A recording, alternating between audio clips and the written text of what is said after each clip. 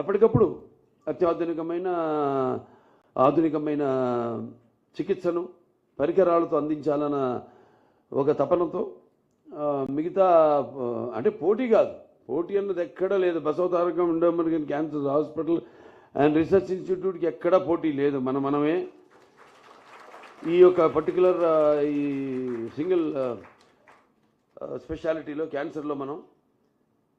So అలాగే ఈనాడు మన ఈ రోబోటిక్ రాడికల్ మన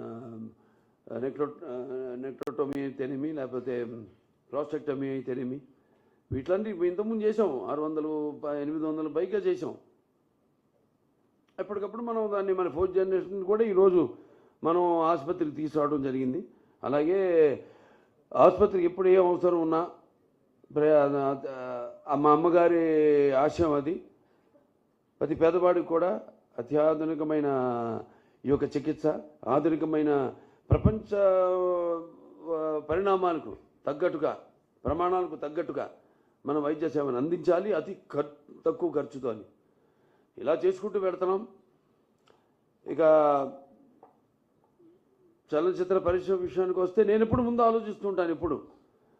అందుకే ఇవాళ నేను ఎవరితో అయినా ఒక సమిష్టి కృషి అంటాను. వాళ్ళ ఆసుపత్రి వాళ్ళ ఎంత బాగా నడుస్తుందంటే మనందరి సమిష్టి కృషి, సహచార బోర్డు మెంబర్స్ అయితేనేమి, డాక్టర్స్ అయితేనేమి, లేకపోతే నాన్ మెడికల్, పారామెడికల్, అలాగే నర్సింగ్ స్టాఫ్ అయితేనేమి, అందరి యొక్క సహకారాలతో, దాతలు అయితేనేమి, బ్యాంకర్స్ అయితేనేమి, లేకపోతే ప్రైవేట్ పరిశ్రమలు అయితేనేమి, సెక్టర్స్ అయితేనేమి, లేకపోతే ప్రభుత్వాలు అయితేనేమి, మన వారందరి సహాయ సహకారాలతో ఈనాడు ఈ ఆసుపత్రి ఈ స్థాయికి వచ్చింది. ఇంకా ముందుకు తీసుకెళ్తాం ఇంకా ఎంతో. ఎందుకంటే మనం ప్రతి చేసే నిస్వార్థంగా చేసే మన ఏదైతే ఇది నో ప్రాఫిట్ నో లాస్ చూసుకుంటే ప్రతి వాళ్ళు కూడా మన సేవలు గుర్తించి మనకి ఎంతో అండగా ఉంటున్నారు. వాళ్ళందరూ కూడా నా కృతజ్ఞతలు తెలియజేసుకుంటూ, మరి సినిమాల విషయాలు ఇది సినిమాకి ఇచ్చారు. సినిమాను కూడా అంటే కళ్ళు మూసుకుంటే కలిగేది కన్నా కళ్ళతో అభినయించేది కళ, నిద్రపోతున్నప్పుడు కనేది కళ, నిద్రపోతున్న సమాజాన్ని మేల్కొల్పేది కళ. దానికి నా రామారావు గారే ఒక నిదర్శనం.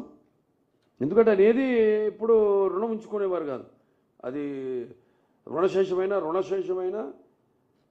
అగ్నిశేషమైన శత్రుశేషమైన అంటాం. అటువంటిది ఒక్కొక్క సినిమా ఒక్కొక్క పాత్రకి ఒక్కొక్క సందర్భం ఏదో ఒకటి నాకుగా నేను ఒక పాత్ర నుంచి పుట్టొచ్చు అంటాను. ఒక సినిమా లేదా ఒక పంచభక్ష పరమాన్నం వడ్డించిన ఫుల్ ప్లాటర్ కావచ్చు, లేకపోతే ఏదో ఇంకో సినిమా చూసి కావచ్చు, ఒక నవల చదివి కావచ్చు.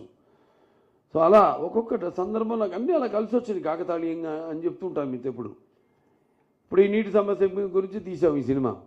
నేను ఒక హిందూపూర్, అటు అనంతపురం జిల్లా, అంటే అటు తక్కువ వర్షపాతం ఉన్న రెండో ప్రాంతం ఆఫ్టర్ జైసాల్మేర్, రాజస్థాన్. దానికోసం ఎంతో పాపం హెచ్ఎన్ఎస్ఎస్ ద్వారా నీళ్ళు అందించడం హిందూపూర్కి, పట్టణానికి డైరెక్ట్గా అక్కడ చెరువులన్నీ నింపడం, అలా చేయడం. ఇది అలాగే ఒక నీటి సమస్య గురించి అన్నప్పుడు చాలా రీసెర్చ్ చేసాం. రీసెర్చ్ చేయకుండా ఇది సినిమా అనేది నా విషయంలో. ఇప్పుడు 3 గాజెస్ ఉంది చైనాలో, వాళ్ళు కట్టి భూభ్రమణమే, the rotation of the earth is slow down అన్నారు బై నాసా. ఒక 0.0 అది పరిగణకు చాలా తక్కువ అనుకోవచ్చు మీరు. ఇంకెన్నో జనరేషన్స్ ఉన్నాయి. అలాగే ఇప్పుడు బ్రహ్మపుత్ర మీద బ్రిడ్జ్ కట్టబోతుంది మళ్ళీ చైనా అన్నారు. అదే ఒక్కసారి గేట్లు ఎత్తేసారంటే it's going to be a water bomb. And Kalam garu మన దీనికి కూడా ఇచ్చారు ఒకసారి కాన్ఫరెన్స్, మన ఆసుపత్రి కాన్ఫరెన్స్కి. ఆయన అన్నారు, in the future in even he said that in future there won't be any warhead bombs, surgical strikes ఉండవు. It is going to be water wars అన్నారు ఆయన ఫ్యూచర్లో. దాన్ని బేస్ చేసుకుని మేము ఇంత రీసెర్చ్ చేసి ఒక అభినవ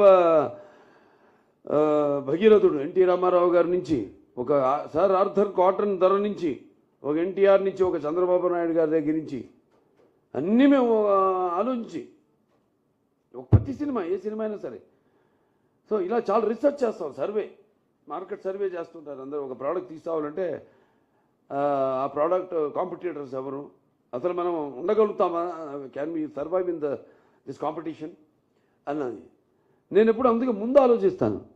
అంటే ముందు we are like everyday essential commodity, నిత్యావసర వస్తువును.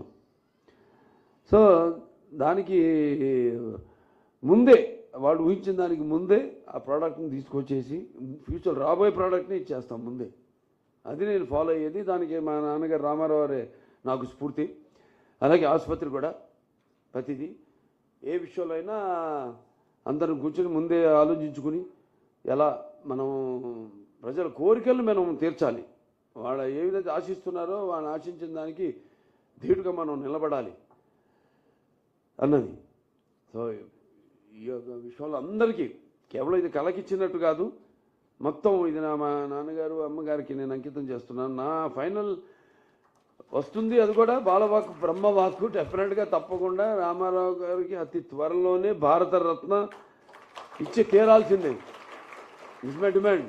నాకు ఇచ్చినందుకంటే కూడా ఐ వాంట్ నాన్నగారికి భారతరత్న రావాలి. ఎందుకంటే